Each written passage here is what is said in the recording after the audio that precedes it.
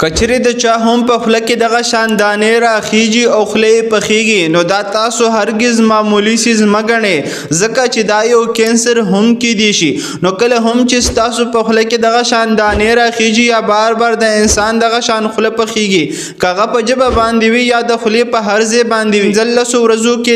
دننه دا ټیک کیږي نو دا بیا د خولې زخم دی کم ته چې موت السر ویلی شي یا کینکر سور ورته ویلی شي خو کچری د انسان په خوله باندې یا په ژبه باندې یا د انسان په خوله کې په هر ځای باندې دغه شان سپینې دانې راخیږي او دا درد کوي او ورځ په ورځ زیاتیږي نو دا بیا د خولې زخم نه دی بلکې بیا دا د خولې کینسر دی او دا د خولې کینسر انسان ته د شرابو څښلو نه جوړیږي او کله چې انسان سیګریټ څکوي د هغې نه جوړیږي او کله چې انسان د خولې صفایي نه کوي د هغې نه جوړیږي او کله چې انسان تمباکو استعمالوي یعنی نسوار استعمالوي د هغې نه جوړیږي نو تاسو د خپل صحت خیال ساتي او داسې سیزونو طرف ته هرگز مزه چې هغه سیزونه تاسو د پاره نقصاني وي نو کچری دا د انسان په خوله باندې راځي او په 15 ورځو کې دننه په خپل ټیک کیږي یا د ډاکټر په دوايي سره ټیک کیږي نو دا بیا د خولې زخم دی خو کچری دا په میاشتو وی او ټیک کیږي نه نو په دې دوران کې خامخا بیا تاسو د خپل خولې چیک اپ وکړئ